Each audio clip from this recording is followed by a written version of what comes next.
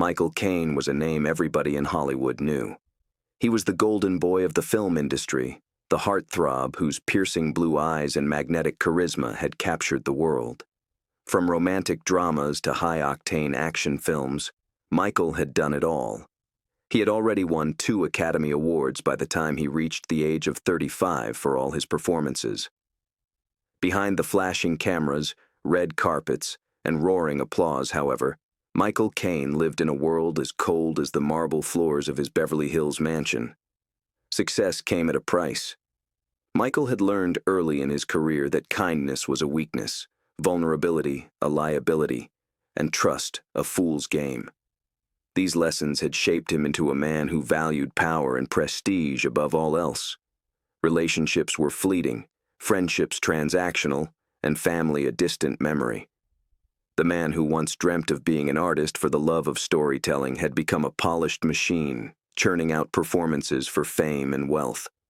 It was a rainy evening in Los Angeles when Michael's carefully constructed world began to crumble. He was heading to a big charity gala. His presence there was more of a PR stunt than an act of charity. The sleek black Rolls-Royce Phantom sliced through the rain-soaked streets, its polished surface reflecting the lights of the city.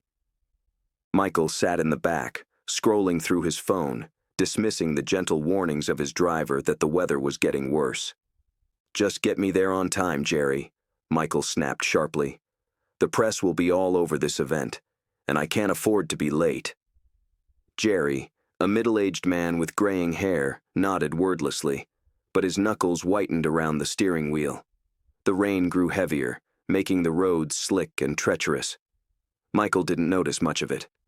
His mind was elsewhere, busy with his latest movie's box office performance and the controversial tabloid stories that painted him as arrogant and ungrateful. He dismissed those headlines as the price of fame, but deep down, a hollow emptiness gnawed at him, an emptiness he refused to acknowledge. Jerry's voice broke through Michael's thoughts. The road ahead. Not when another blindingly bright light lit the drizzly evening when a truck could almost have been driving at them directly. Jerry saw to turn hard over, and there was no controlling the rolls this time as they went crashing, full force into the guardrail. Then for an instant deafening sound crackled through, twisting metal, shattering glass, before total darkness closed the world out on him. Michael opened his eyes to the brightness of the light that almost blinded him. Throbbing aches emanated from his head. First, he felt himself in one of the action films, a movie set. Little by little he recovered, but at first glance into his vision. He knew it was the interior of a hospital room, surrounded by disinfectant odor. A beeping noise constantly echoed there that shocked his conscience awake with his actuality. A nurse came in. Her face was professional but concerned. "Mr. Kane, you're awake. You've been unconscious for 2 days."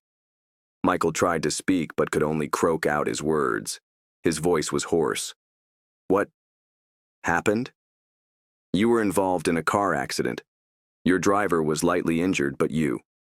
She stopped and glanced at his chart. "You suffered multiple fractures and a head injury. It's a miracle you are alive." Michael closed his eyes, overcome by a wave of exhaustion. He was a man who had always boasted of his invincibility and the control he had over everything in his life. In this moment, he felt vulnerable and powerless. Days turned into weeks as Michael recovered in the hospital. The media buzzed with news of his accident, and while fans sent their well wishes, the cynics speculated about his career's future. Would he ever return to the screen? Lying in that hospital bed, Michael had plenty of time to think. For the first time in years, he was forced to confront the man he had become. He reflected on the relationships he had burnt, people he had hurt, and dreams he had abandoned. He would often remember his parents who died before seeing him rise to fame. He was too busy in the pursuit of success to mourn them appropriately or pay them the tribute that their sacrifices deserved. One evening, as the sun set outside his window, painting the sky in hues of orange and pink, a visitor arrived. It was an elderly woman with kind eyes and a warm smile. She introduced herself as Sister Eleanor, a volunteer who visited patients to offer comfort and companionship. Michael was skeptical, but he let her stay. She talked to him about life, choices, and redemption. Her words were simple yet profound, stirring something deep within him. "Sometimes," she said, "life gives us a second chance, not because we deserve it, but because we need it to become the person we were meant to be." Those words stuck in Michael's head long after she left. Was this the accident that gave him a second chance? Was he able to rewrite the narrative of his life, not as a selfish star, but as a man who gave more than he took? As Michael's body began to heal, a newfound resolve sprouted inside of him. He decided that he needed to step out of the limelight and focus on things he had always ignored. The prospect was frightening, but for the first time, Michael saw a glimmer of hope. Maybe, just maybe, he could become someone who deserved a second chance. The air was crisp and cool as Michael Kane stepped out of the rehabilitation center for the first time in months. The world seemed different now, quieter, slower. It was as if the chaos that once defined his life had evaporated, leaving behind a clarity he hadn't known he needed. The paparazzi were there, of course, waiting to catch the first glimpse of the fallen star. Michael ignored them, his eyes fixed on the horizon. A car waited for him at the curb, but it wasn't the luxury vehicles he once favored. This was a modest black sedan, driven by Jerry, the man whose quick reflexes had saved his life during the accident. "Just Michael," he said lightly, his dark eyes smiling across the table. A faint scar across his temple still showed, marking the night when everything had been changed. Jerry smiled and grinned his way through. "Good to see you're back on your feet, Mr. Kane." Jerry raised an eyebrow but said nothing as he helped load Michael's belongings into the trunk. The drive home was uneventful, but for Michael, it was profound.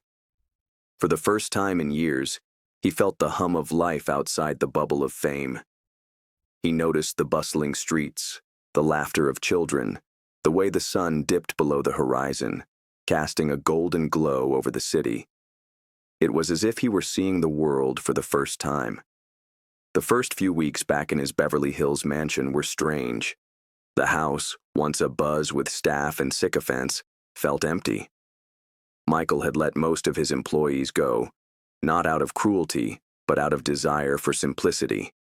He spent his days in quiet contemplation, revisiting old photo albums, reading books he had never made time for, and writing in a journal Sister Eleanor had gifted him before he left the hospital. Her words echoed in his mind.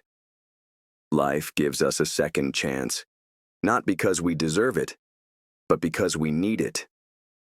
But reflection alone was not enough. Michael knew he had to act, to do something meaningful with the life he had been spared.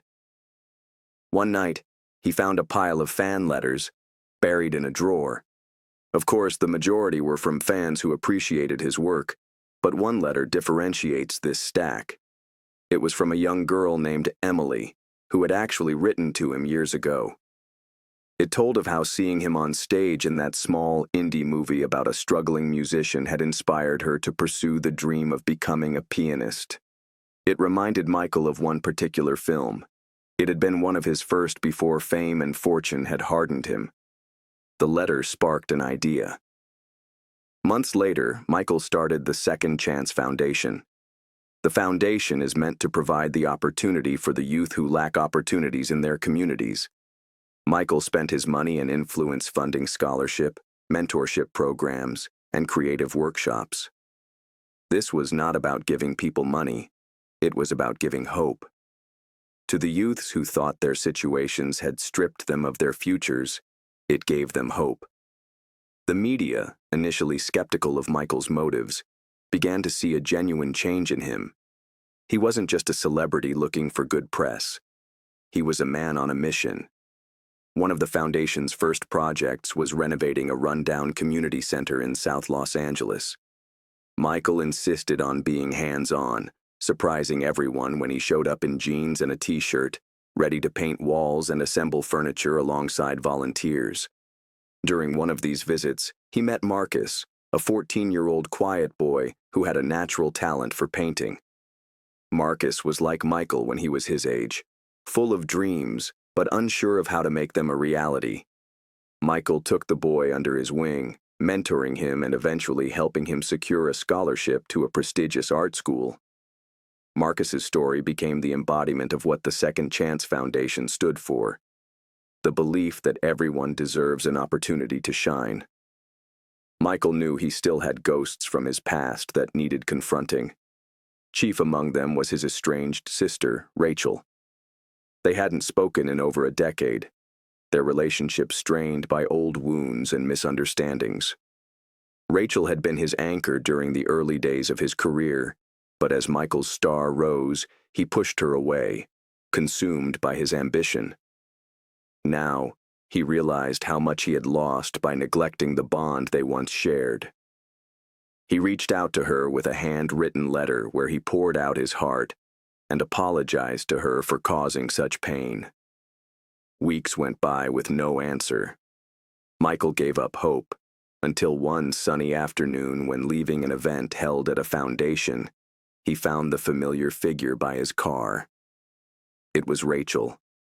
The years had changed her. Her hair streaked with gray, lines of worry etched into her face, but her eyes were the same, filled with a mixture of hurt and hope. "I got your letter," she said simply. Michael took a deep breath. "I don't expect you to forgive me, Rachel. I needed you to know I'm sorry." Tears welled in her eyes as she stepped closer. "You broke my heart, Michael. But seeing you here, doing what you're doing, maybe you've earned that second chance." They embraced, the weight of years of pain lifting in an instant. It wasn't a perfect reconciliation, but it was a start. The years went by, and Michael continued changing, not only as a philanthropist, but as a man too. He returned to acting, but now, his choices were different. He took roles that told meaningful stories about social issues and even human resilience. His performances were no longer about accolades, they are about connection. One of his most famous roles was in a movie based on his own life, the story of a man who lost everything and then found himself again. The movie had a universal appeal, not because of Michael's fame, but because of its authenticity. In the very last scene of the movie, Michael stands on a beach at sunrise, gazing out at the horizon. It was a perfect mirror of Michael's journey, that every day gives a chance to be better than the previous day. Michael Kane's name still lit up marquees, but it meant something different now. To the world, he was no longer just a Hollywood star. He was a symbol of hope and redemption. On the 10th anniversary of the Second Chance Foundation, Michael stood before a crowd of supporters, his voice steady as he addressed them. "Life gave me a second chance when I didn't deserve it," he said. "And I've learned that the best way to honor that gift is to pass it on. Each of us has the power to change not just our own lives, but the lives of others. That's the legacy I want to leave behind." The audience roared with applause, but Michael's eyes did not leave the familiar face he saw in the crowd. Marcus, now an artist of fame, standing beside Rachel, who had found her way back into his life. As Michael stepped off the stage, the sun began to set, casting a golden glow on the gathering. It was the perfect end to a day celebrating second chances, a day celebrating life.